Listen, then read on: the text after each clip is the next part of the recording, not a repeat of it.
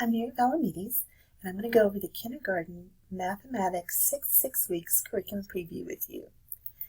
The kids are going to be counting to 120, learning about data, personal financial literacy, and a little bit of transitioning to first grade. This is a glimpse of what the calendar will look like for this next 6 weeks. And so the daily routine for this 6 weeks will be counting to 120. So I realize this is not written in the text, but it will help our kindergartners as they transition to first grade to at least be introduced to the numbers of 101 to 120. So that's why we have it as a birdful expectation. Now, the next thing we'll be doing is doing Unit 9 data analysis for 11 days. Notice it's highlighted green in this calendar. First 2 weeks and Monday. Now, during data analysis, you'll be teaching the kids how to collect, sort, and organize data into only 2 or 3 categories. For 2 categories, the kids can learn about, you can ask them, are you a boy or a girl? Do you prefer to walk or to run? Very simple things. And you can even ask the kids which categories they'd like to sort. And then for 3 categories, you can ask them, how do you get to school? Do you ride a bus, walk, or ride in a car? Or what do you prefer to eat, hamburgers, pizza, or spaghetti? What you can do is give the kids little snap cubes and tell them red is yes, blue is no. So if you ask them, even if the kids ask, do you have a dog, yes or no?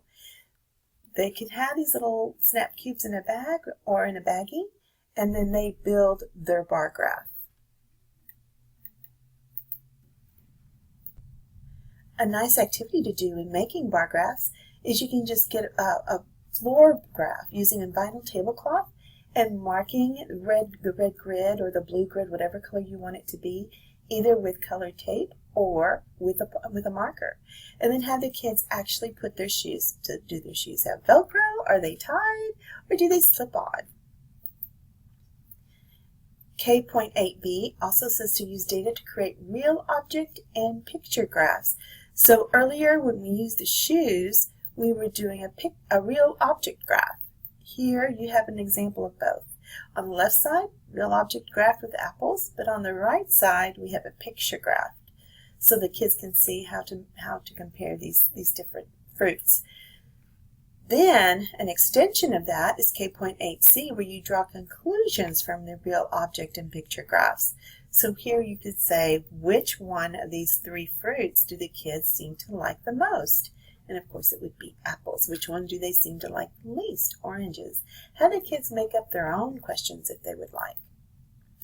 Then Unit 10 will begin with personal financial literacy. It'll only last 9 days. So here you'll see the green section again highlighted of the time that you'll be going over personal financial literacy. K.9a says to identify ways to earn income. There is a resource in Eduphoria called the Money Making Farm, and here are some questions you can ask the kids. When you're talking about personal financial literacy, K.9b, differentiating between money received as income and money received as gifts is a good little text to cover, because here you could talk to them about different chores they may do to get money as income, or at birthday time do they get money for gifts, or even Christmas or any other holiday. Then K.9c, the kids list simple skills required for jobs. So here they have to differentiate between what is needed to do a job. And you have a list here of the basic skills versus critical thinking skills, and then personal qualities that the kids would need to know. K.9d is one of my favorite ones, when the kids have to distinguish between wants and needs. And they identify income as a source to meet one's wants and needs. Okay, here they have to recognize that food, shelter, and clothing are basic needs, but toys, games, and treats are wants. So doing this activity, we have a chair for my mother. It's a book that's available in your library that you might want to check out.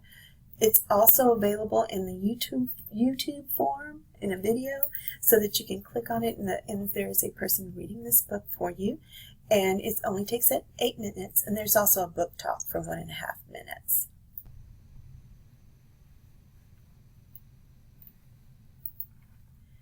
Then there's also Finance in the Classroom. There is there are online activities that are available for the kids. And you can see that there's banking with kids, clickety-click, let's keep track. So we have a lot of little activities that kids could do online. These are the review words, count back and hundreds chart, and then there's a lot of new words that you could use with the kids for vocabulary game. So here's an activity you can do with the kids to help them learn these new words. Then you'll begin Unit 11, which is transition to first grade, and you'll notice it's the last part of the year now. 1.2a is recognize instantly the quantity of structured arrangement. Notice in kindergarten we had a similar text, but it was unstructured and structured. This time we're focusing in on structured. So you can use dice or 10 frames. One activity I like to play is 10 frame flash with the kids, and here are the directions. But basically it's ready, set, go, and you flash a 10 frame for the kids and then ask them, what did you see? How did you decide what the numbers were? Again, flash, go. And ready, set, go. So what did you see? And so the kids can tell you how they determined what those numbers were. Some additional activities we have is the game 20, which is a fun game, as well as Collect 20. These are all in Eduphoria. And then 1.2b, use concrete and pictorial models to compose and decompose numbers up to 120 in more than one way, as so many hundreds, so many tens, and so many ones. So you can see they'll do it pictorially, they can use base 10 blocks, they'll write it in the standard form, they can do it in expanded form as well. And there are a few other games available in Eduphoria. 1.2a and b, Roll a Square, and here's the Roll a Square game board. And 1.2c, you use objects, pictures, in expanded and standard forms to represent numbers up to 120. So, using pictures, could be any kind of object you want to use in your picture. You can use objects such as base 10 blocks.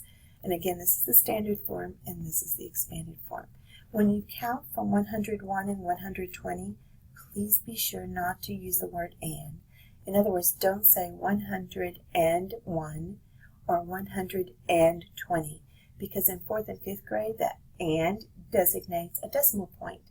So please be sure the kids are learning it as 101, 120. There are a couple of additional games in Eduphoria, Place Value, Pumpkin Spin, and then there's also Concentration. This is a nice little game that's available online, in the Indian Illuminations NCTM.org activity bank. Thank you so much and have a wonderful rest of the year.